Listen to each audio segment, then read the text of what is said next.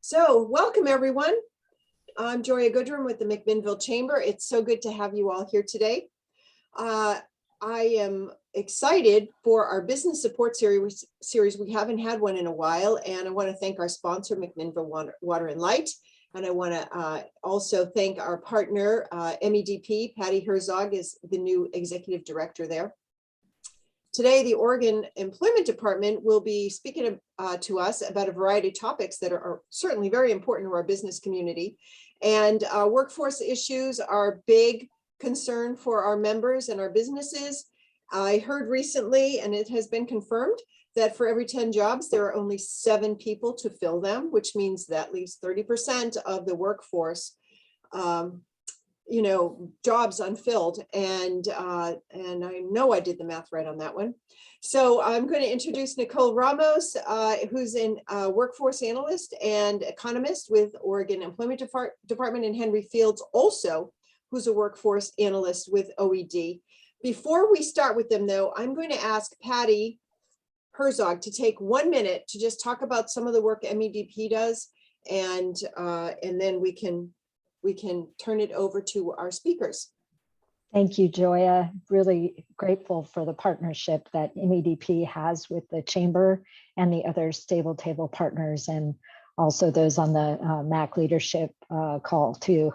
The partnerships are so important to the work that MEDP does in our community to support traded sector businesses, work on innovation, workforce development, supporting entrepreneurs like Casey and Kathy and the efforts they're doing to bring a small business conference to McMinnville. So just happy to be a part of the economic development projects in McMinnville and continuing to work together. So thank you for that opportunity, Joya. You bet. We're super delighted to have you here. So thank you, Patty. I'm going to turn it over to Nicole and Henry. Take it away. Thank you. Thank you. My name is Nicole, as mentioned, and I'm the workforce analyst for the Mid-Valley area. That includes Marion, Lynn, Yamhill, and Polk counties.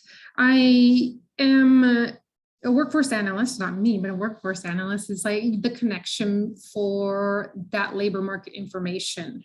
When individuals need labor market information to make those business decisions, they can come to you could go to your local workforce or your local workforce analyst and ask them those questions. So that is what I do. Today, I'm going to be talking about employment in McMinnville and Oregon. With me today is Henry Fields. He will be helping me answer questions at the end and remembering questions at the end, because I ask that you not ask your questions during the presentation, but at the end, we'll have time for you guys to ask your questions. If you don't want to forget, just type it in the chat and Henry hopefully will keep track of it and we will get to it at the end of the presentation. So today I'm going to walk you through the economic indicators of this region and discuss how growth and employment have been affected. First, we'll look at the unemployment rate as a measure of economic health, and we'll talk about how it falls short in our current post-COVID economic climate, and maybe it's not post-COVID, maybe still a little COVID. And then we look at the employment, and after we do that, we're going to look at the employment as the alternative view of our economic climate. Finally, I will discuss labor market needs in this area and how they interact with industries, occupations, and the future. So let us begin. The unemployment rate is an important measure of economic health until it's not. To understand the unemployment rate, though, we need to define unemployment. So I'm going to define it for you. To be counted. Real quick, Nicole, do you want to be sharing your screen just yet? Oh, I'm not sharing. We're not currently seeing your presentation. Oh, very good to know. Thank you, Henry. That's also why he's here.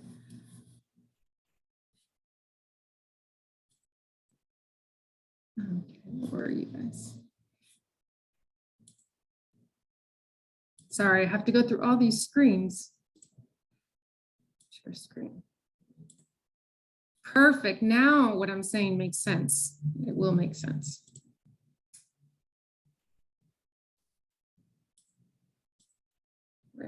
Here we go.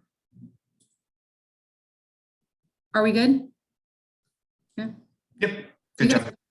Okay, so back to the unemployment rate.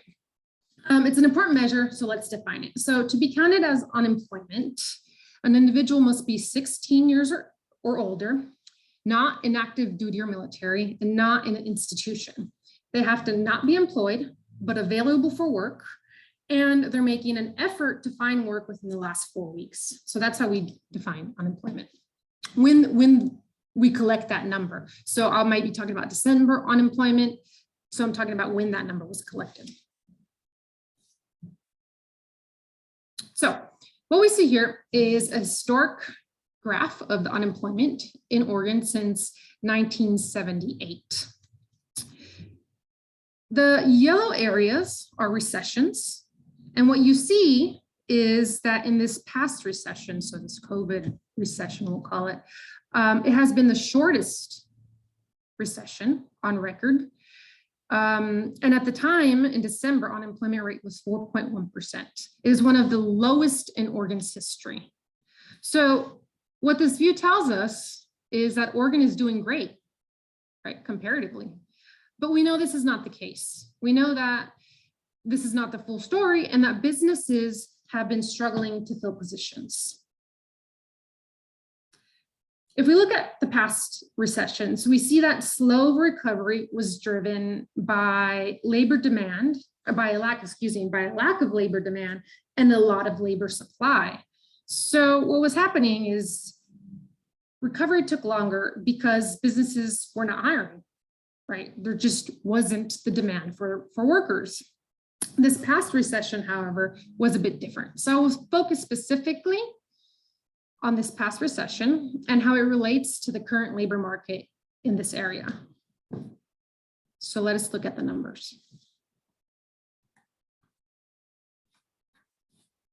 Pre-COVID, in December 2019, the number of persons unemployed was 70,138. This is significant because the last time this number of unemployed Oregonians fell below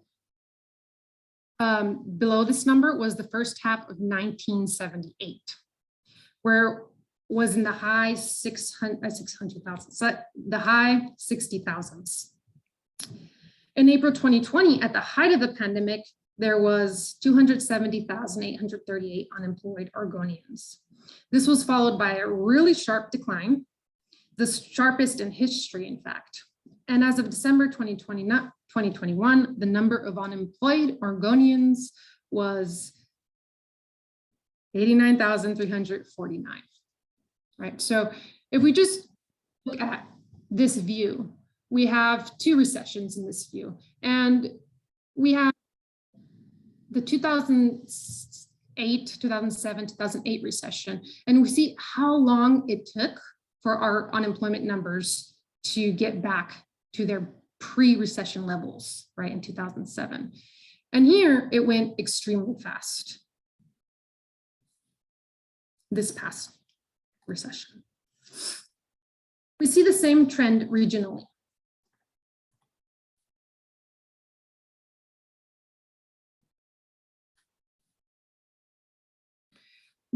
What we see here is that the only other time in the history of Oregon that county unemployment rates were as low or lower than now were really in 2007, right? And I'm looking at the graphs, if I'm looking far, in around starting 2017, excuse me, up until the recession, and then all the way back in 1995.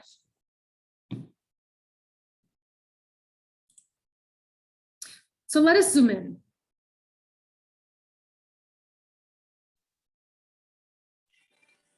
Here you can see that our county unemployment rates have only been as low or lower than they are now in the recent past. This is 2016. For example, although the December 2021 unemployment rate was higher than the pre-pandemic low of 2.9% in December of 2019, Yamhill did not hit that historic low until 2018, I believe, or Yamhill did not hit the current unemployment rate, right, until 2018. So right now we're at 3.7%. And the first time that unemployment rate was reached was 2018. So not that far back.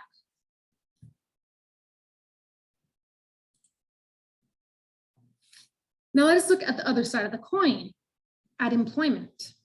A similar trend can be seen on the employment side. Lynn County, to your right of this page on the top, Lynn County and Salem MSA employment levels have or are close to reaching the all-time high seen.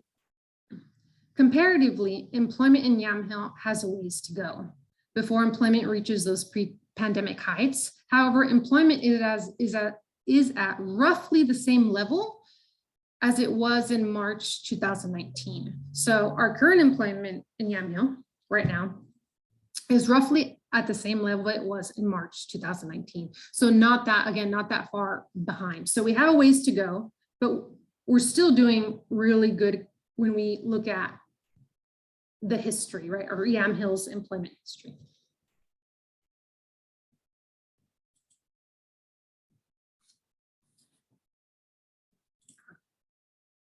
Yeah, good. So, and there's more good news. The Office of Economic Analysis expects a return to pre-pandemic job levels by late 2022 for Oregon, right? So we know employment is expected to recover this year. And although Yamhill has the most jobs to recover in order to reach the historic pre-pandemic employment numbers, the current unemployment rate is among the smallest values in Yamhill's history. And Yamhill's employment numbers are some of the highest.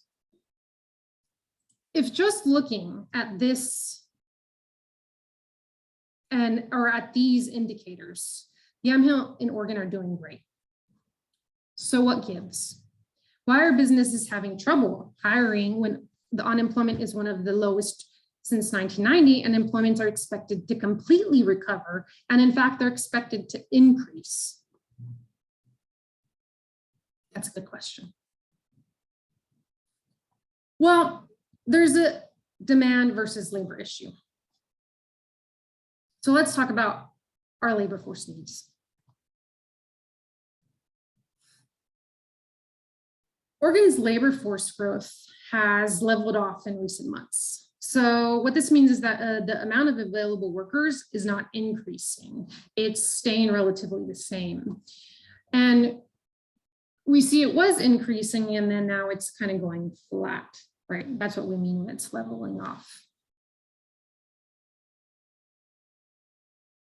Which is not a good thing when you need workers, right? That's not necessarily a good thing when you're looking for workers.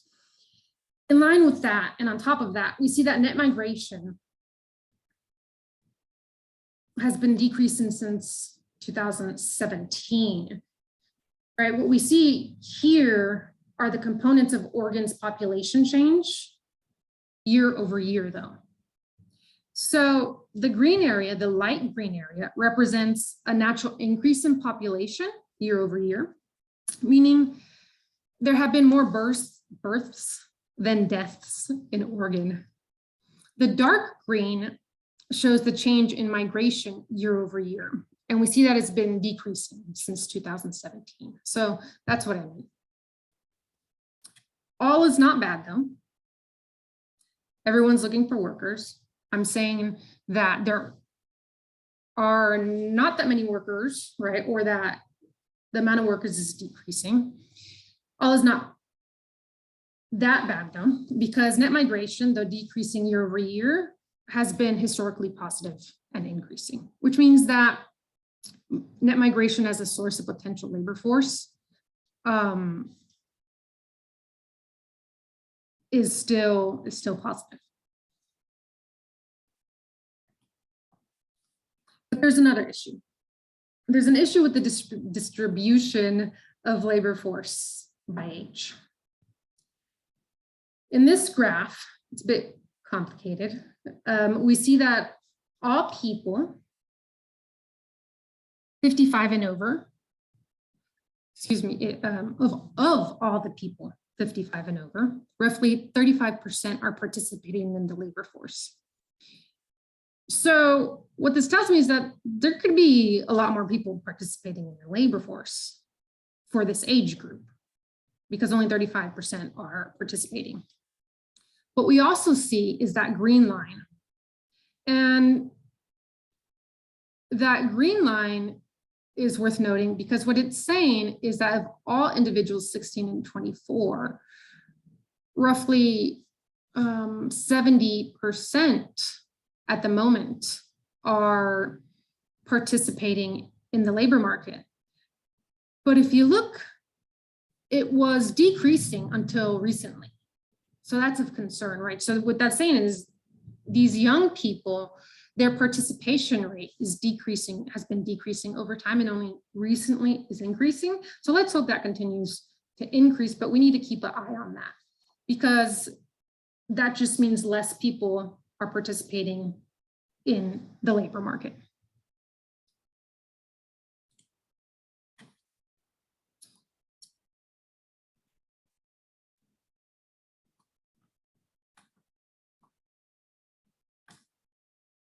We can see these effects. So these migration effects or these, population growth effects, these retirement effects. We could see these lowering participation rates in the labor force participation rate for Mid-Valley. It has been steadily decreasing through the years, right? So we just see it decreasing. But according again to the Office of Economic Analysis, they're very positive. Demand for workers is high. There are a record number of job openings. These vacancies, though, are exacerbated or increased more than expected by the higher number of quits and retirements. Even so, over the past year, Oregon businesses added 107,000 jobs for a growth of 5.9%, which is quite substantial. So what I'm getting at is that without some kind of labor force injection, finding workers will be slow and or difficult because there's all this demand, but we're seeing a trend where there's not as many workers. Even though there's not as many, excuse me, let me rephrase that. There's not enough workers to meet demand because employment is higher than it's ever been, right? So how does all this relate to the industry and occupational profiles of this area? Well, first, let's summarize. We know unemployment rate is one of the lowest, right? We know that there are more job vacancies than private sector employment, and that historically Oregon's population size has been increasing every year for a long time. But we also know that there are issues.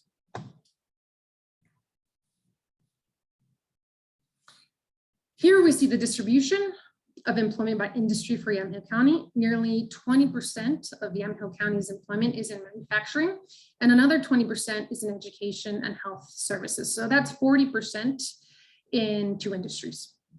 As such, these industries employ the most individuals. Statewide, the manufacturing industry comprises 10%, while education and health services comprises 15%. So they're not much less, but they're less important in terms of employment statewide than they are for Yamhill. In McMinnville in 2020, that's the latest data, unfortunately. So in McMinnville in 2020, healthcare and social assistance employed the most workers, while manufacturing employed the second most workers and retail trade employed the third most workers. So now we know the following. You know, unemployment rate is one of the lowest. The unemployment rate is one of the lowest in Oregon's history and in Yamhill. We know that historically Oregon's population size has been increasing and that there are more job vacancies, and that the industries very important to McMinnville are healthcare and social assistance when it comes to employment.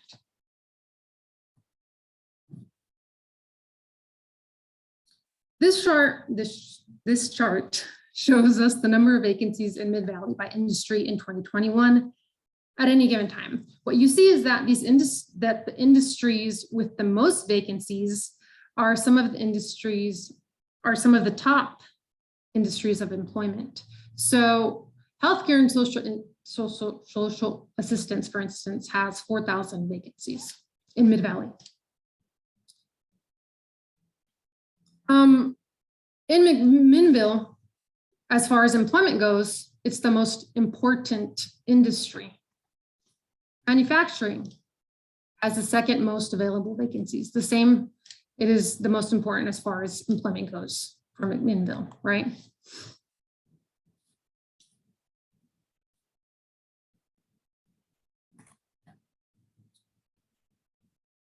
The occupations with the most vacancies are also in line with industry vacancies and with the most important industry.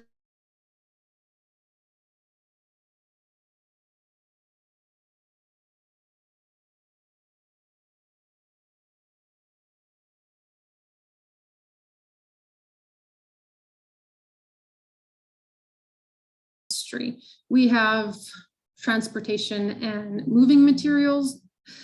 Some of those jobs are in line with our manufacturing industry.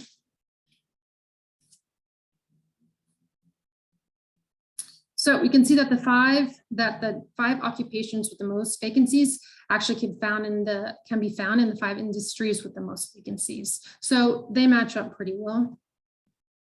And the same thing can be said about occupations for the Mid-Valley region.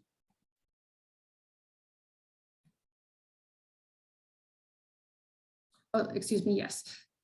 This is difficult to fill. So of these positions, of these vacancies, now we're looking at which ones are difficult to fill. It's the same trend though. The top 3 of the difficult to fill positions are in line with the most important industry and with the industry and the occupations, with the most vacancies.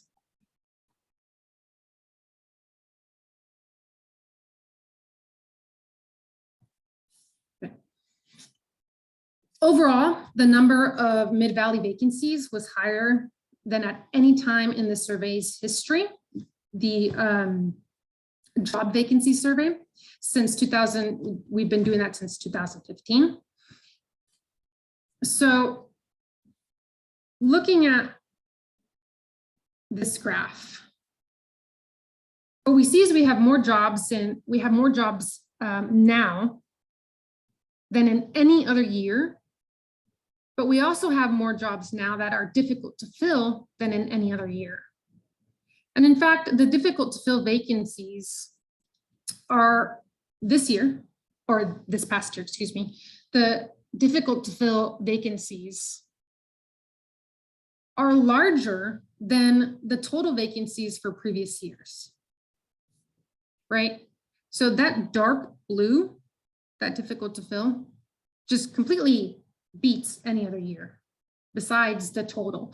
And it beats every other year's total, which is pretty significant. So in 2020, the difficult to fill and not difficult to fill were less than the 2021 difficult to fill. I hope I'm making sense. If not, please ask for clarification at the end.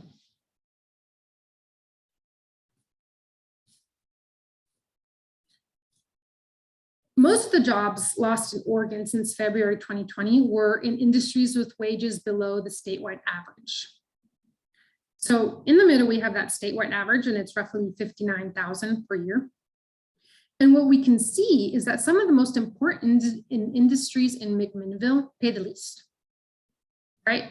Number one industry in McMinnville, healthcare and social assistance pays under that statewide average, right? Manufacturing doesn't, so that's pretty good. Healthcare and social assistance does though, right?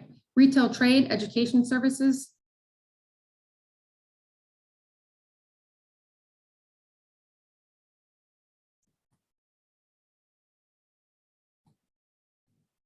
I'm going back and forth so that you guys can get a sense of the industries which fall under this average pay and get a sense for the reason why some of, that in Oregon, rephrase. So it makes, what I'm saying is that most of the jobs in Oregon are below this, right? And when we look at this localized area, most of the important industries are below this. So when we're saying that there's a problem, one solution to this problem of finding workers might be to increase wages in these industries.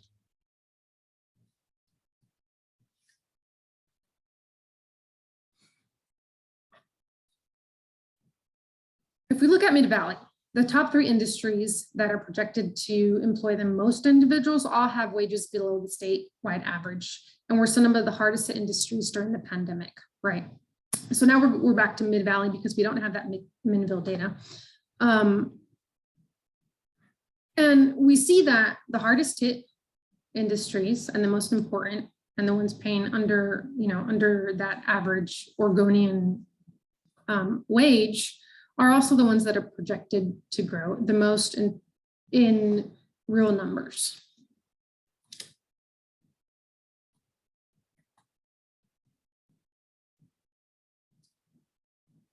Again, I'm going back and forth so that you just could get a sense for how that looks.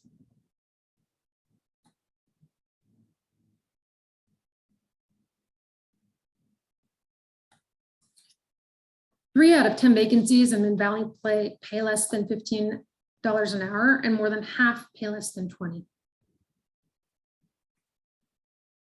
Most vacancies pay between 15 and 19, but a significant amount pay less than 15 an hour. While all wage ranges are equally likely to be difficult to fill, the majority of difficult to fill positions in Mid-Valley pay less than 20 an hour, while almost half of the majority pay less than 15, if that makes sense. The majority pays less than 20 and half that pays less than 15. And we see to the right of this that all of them are difficult to fill.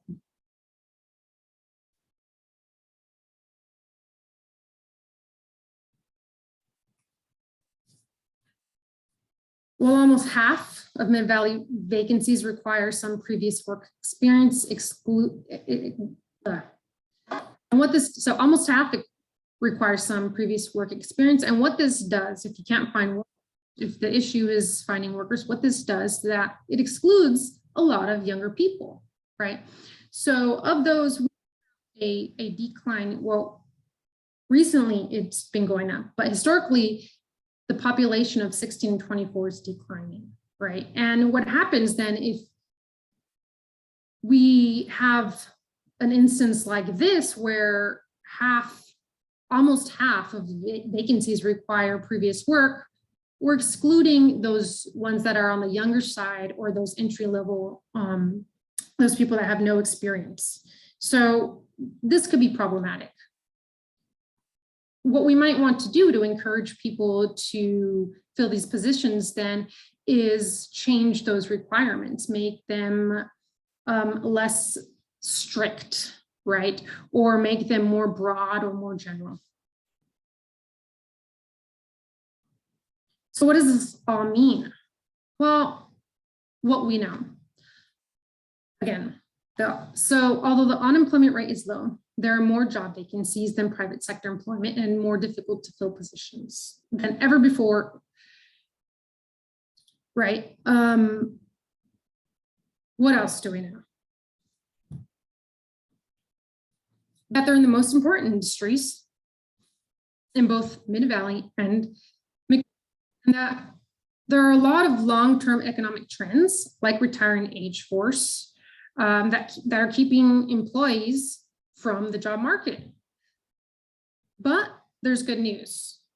These trends can fluctuate to benefit us, right? So it doesn't have to stay a tight labor market. Let's say all of a sudden something fantastic happens and we find a bunch of gold, just Oregon's full of gold, and then everyone starts going to live in Oregon. They're like, oh, let's go to Oregon because they have gold over there. Let's start living there, right? Well, I mean, this probably won't happen, but the point is that this can change the labor market completely because now we have an injection of people that contribute to the labor market. Will that specific thing happen? Probably not, but it's not all doom and gloom.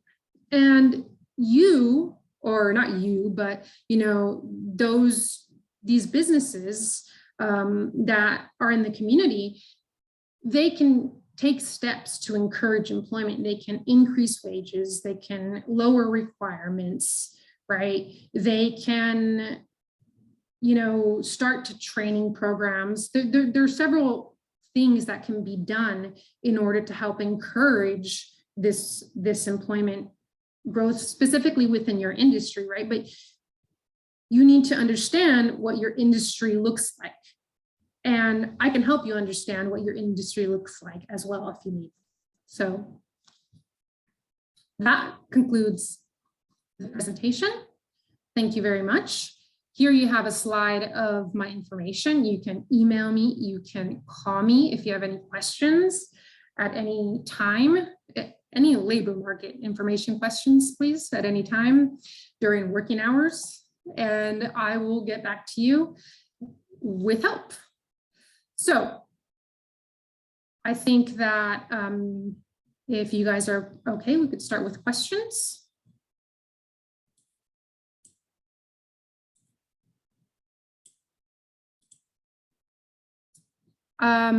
I will just, you could just unmute then if you have a question. I would say, Nicole, would you stop sharing your screen so we can see everyone? That'd be great. Absolutely. Thank you. Thanks. There we go. Awesome. I actually do have a question. And I think, I don't know if we have any in the chat, but I do have a question. So I was especially interested in that chart, one chart that you had where you had the labor pool. So the 55 and older, the 16 to 24 and the 24 to 54, I think is what it was, 25 to 54. So of course my mind went to, well, there's two labor pools right there that are underrepresented in the workforce.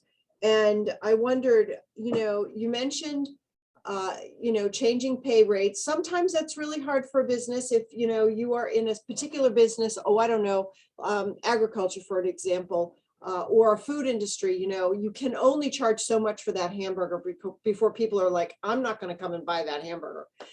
So, what could they be doing to attract that pool of 55 and older or 16 to 24-year-old group that does not involve pay? Because when you're talking about particularly hospitality, hard to charge $25 for a hamburger. Absolutely. That's where that slide comes in, where I was talking about education, right? Because that further excludes that younger population. So if wage is an issue, perhaps looking at your requirements, really, this is the biggest thing, right? So if you require this population to have some kind of experience, well, then they're going to look at your job posting and go, oh, I've never done that. Like, I'm just not even going to apply, right? So that's one way to do it. For our older population, I've heard, and I don't know, but I've heard stories. So this is anecdotal, that they're facing a lot of discrimination. People don't want to hire them because they're older, right? For one reason or another, they might think that they're incapable, right? But they're a source of labor. They are a source of potential labor then that is not being utilized because of some kind of discrimination against them, right? But then that becomes, well, really, then you have to think like how, you know, what's going on here then that you're not hiring maybe older population. Maybe you want to consider that in your analysis. Okay, thank you. I don't know, does anyone, Henry, do you have anything that you wanted to interject here? No, I just want to say that the only question that I caught during the course of the presentation was Mark asked if we can get a copy of the slides, and Nicole will send that to this group. Yeah. But also do know that you can, she shared on the last slide is qualityinfo.org, which is our website, and you can go there to her staff page and find all the presentations she's given recently, articles we've written, and there's tons more information available there. But yeah. Okay. Any other questions? All right, thank you. I have a question. Actually. Oh, yes, please. Okay, so I'm curious if you were to remove the healthcare industry and the hospitality industry from the numbers, whether or not Oregon employment would look sort of normal compared to pre-COVID days, because obviously healthcare, education, and hospitality were the #1 industries that were impacted by COVID. So I don't expect you to have that data now, but I would love to see information like that. And I felt like there was one more thing I was going to say, but so it'd be interesting to see what the numbers looked like if you were to eliminate those industries that were highly impacted by COVID. Yes, so I don't have those numbers, and so I don't know what it looks like without those numbers right now. But if you were to write me an email, then I can email you back. Okay. I can email you back with those numbers. Anyone that wants to do that, wants to get a look at those numbers, just let me know. I might actually just send them out to everyone. Okay, thank you. That'd be great. Thank you, Nicole. I wanted to ask Jeff, because Jeff is, Jeff Long is boots on the ground here in Yamhill County, working with businesses and employees. Could you talk a little bit about what you're seeing as far as trends with employment and really helping, those 16 to 24 and the 55 and older looking for job? Are they even looking for work? All good questions. We have not seen a lot of the 16 to 24-year-olds for whatever reason since the pandemic, a little bit before the pandemic. We have not seen a lot of those folks either on our system or coming into the office. And I'm not sure what happened there, why that fell off, but it seems to have affected, obviously, people getting hired. As far as Yamhill County, it's exactly reading just like Nicole said on each industry that I try to help through our office when I'm out and about. It seems to read exactly like she showed it. They're having shortage, obviously, like everyone else, but manufacturing, healthcare, transportation, they're all being affected the same. Doesn't matter what field you're in. Thank you. That makes a lot of sense. Thinking about the 55 and older, okay, that's the retirees, right? They've done their career, they've done it, and they're either retired and they're like, I'm not going back to work because I can live this life. And then the 16 to 24s, they're still in high school or they're in college, and maybe they're saying, maybe I don't need to take a job and maybe I should just focus on school or something like that. But it seems like a really great opportunity for a business to tap that market by offering, something to encourage those people to come to work for them. And maybe it isn't wages, maybe it's flexible schedules. I don't know. Or, and how do you reach those people? That's the other part of it. I think that's the hard part, is how do you find those employees? Mm-hmm.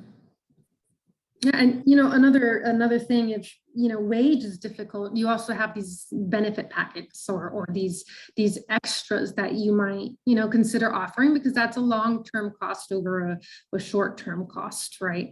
So that might be another thing. I would like one of my last comments to be this, is that our shortages, they're not driven by well, no, they're not driven by a lack of supply, of labor supply necessarily, because employment is at an all-time high. Like, we are doing great as far as employment goes, right? They're driven by demand, right? They're driven by demand for this labor. So these businesses are driving this demand, and there's just not enough employment, even though our employment is historically one of, if not the highest. Right, right. So we've got a supply and a demand shortage, it sounds like, right? Because people are looking for, the ones that are looking for work are working, and the ones that are needing to have these employees are still looking for them. I might have said that backwards.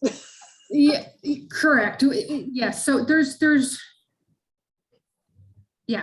a demand issue on the business side, and supply issue only in the sense that there's not enough workers for the demand, right? But there's only a supply issue because of the demand issue, if that makes sense. Do I make sense? Yeah, I think I get what you're saying. If I move my hands anymore, I'm gonna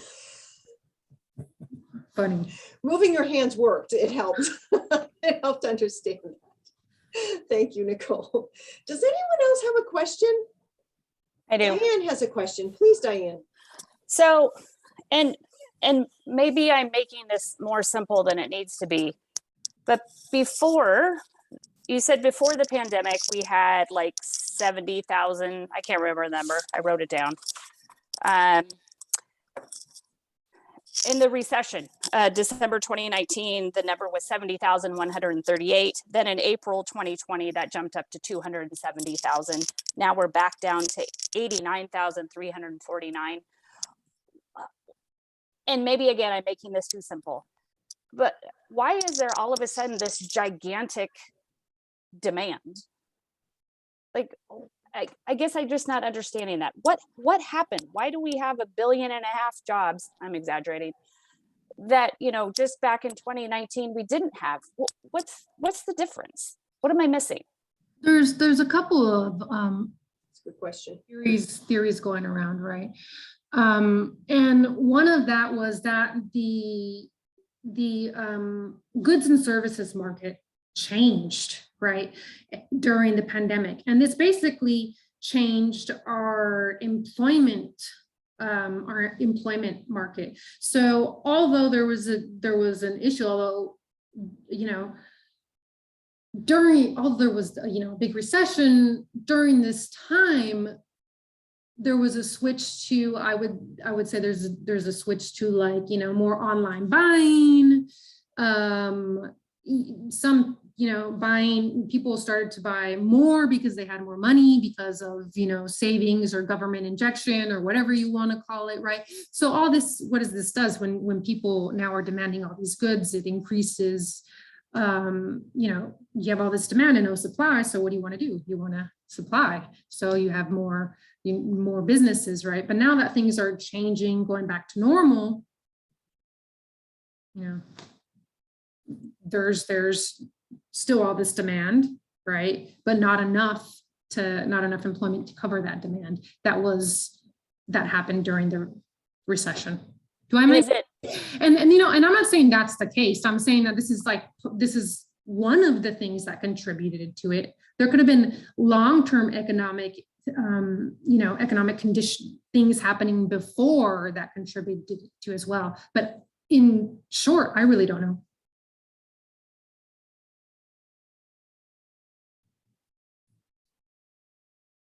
That was a very good summation there at the end.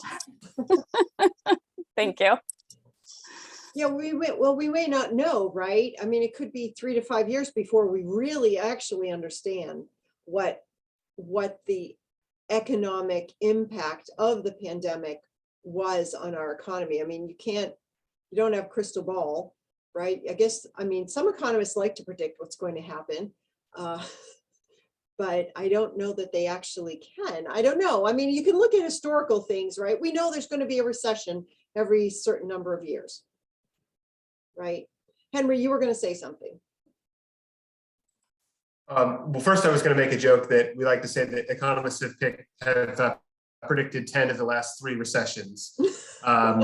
Predictions are inherently difficult to do.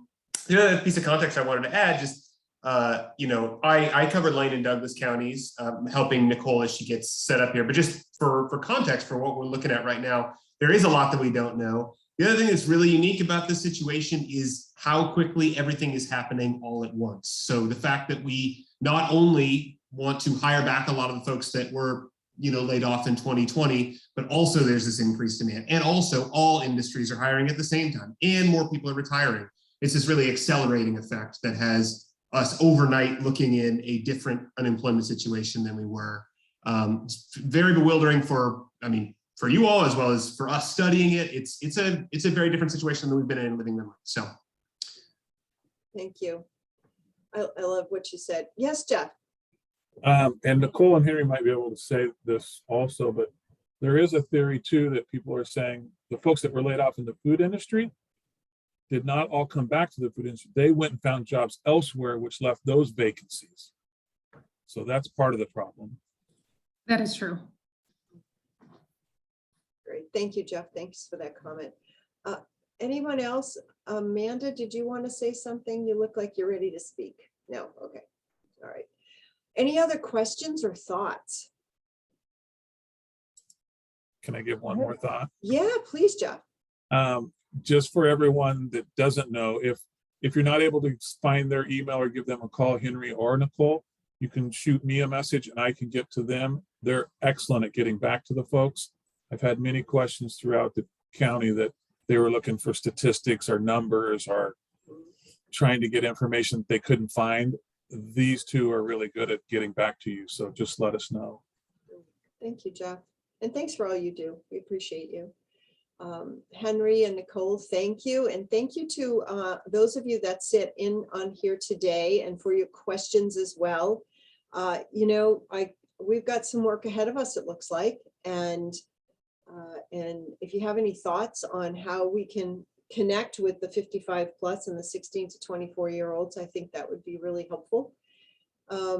Certainly there's opportunities out there. So thank you, everyone. Thank you, MEDP, for your partnership, and Mac Water and Light for being our sponsor today. We appreciate it. Have a great day, everyone. Tomorrow's Friday. It's the end of the week. And oh, by the way, mask mandate ends March 19th. It will be 2 years and 1 day, if we did the math right, for our masks and the pandemic. So hopefully we are done and moving forward into a new world. Thank you, everyone. Stay well. Have a great day. Get greeters tomorrow. Thank you. Readers tomorrow. Thank Thank you, you. everyone. Adult Thank you. co-working. Bye. Thank you. Hey, Holly, would you stay for a minute? Sure. Okay, thank you. Want me to scare you? I'm gonna, hold on, I'm gonna turn the recording off.